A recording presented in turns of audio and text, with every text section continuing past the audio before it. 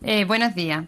Mirar, esta semana, entre esta semana y la que viene, vamos a dar el tema 11, que son el área de figuras planas. Bueno, todo el mundo sabemos que las figuras planas son el triángulo, cuadrado, rectángulo, rombo, romboide, círculo y el círculo y la circunferencia, ¿vale? Vamos a empezar con base y altura de triángulo.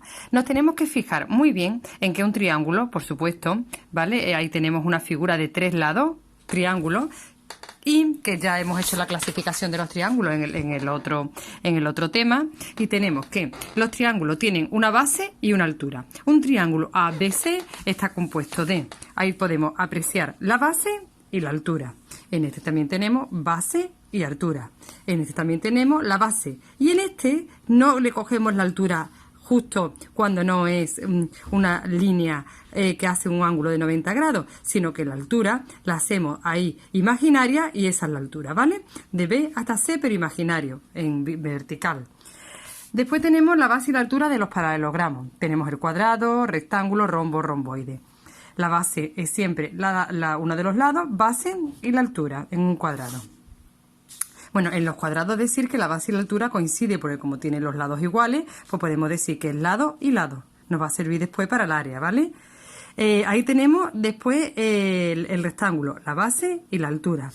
Y tenemos el rombo, la base y la altura imaginaria, que la trazamos también con líneas discontinuas. Y en otro, base y altura también con líneas discontinuas, ¿vale? Ahí esa es la altura. Vale, pues base y altura de cada una de las figuras. Para ver las áreas es fácil. Tenemos una formulita para cada área. Por ejemplo, el rectángulo. El rectángulo tenemos base y la altura. Luego el área es base por altura.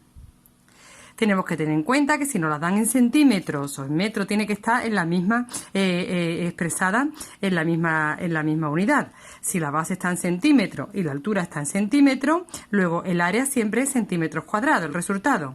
Luego base por alturas y el resultado en centímetros cuadrados. Si está en metros cuadrados, lo que sí hay que tener en cuenta, y vuelvo a repetir, que tenemos que pasarlo siempre en los problemas a la misma unidad, ¿vale? En centímetros o metros o la misma unidad. No se puede calcular un área con distintas unidades, hay que pasarla a la misma. El cuadrado, tenemos lado por lado, como es el mismo, el área de un cuadrado es lado por lado, lo mismo, lado al cuadrado. Y después tenemos el triángulo. Mirad, el triángulo tenemos base y altura. El área de un triángulo es base por altura partido por 2.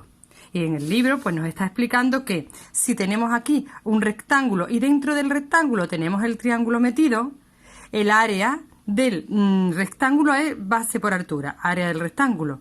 Y entonces el área del triángulo es el área del rectángulo partido de 2. Por eso nos da la fórmula que un triángulo siempre tiene de base por altura partido por 2. Y repito, es muy importante que para hacer los problemas tenemos que tener en las mismas unidades. Si no están en las mismas unidades, no podemos multiplicarlas en distintas unidades. Tenemos primero que hacer un primer paso en los problemas de pasar a las mismas unidades y después ya aplicar su fórmula, ¿vale? Luego repaso. Área del rectángulo, base por altura. Área del cuadrado también sería base por altura, pero como resulta que es la misma, lado por lado, lo mismo lado al cuadrado. Y por último, el área de un triángulo, que es base por altura partido por 2. Venga, gracias, hasta luego.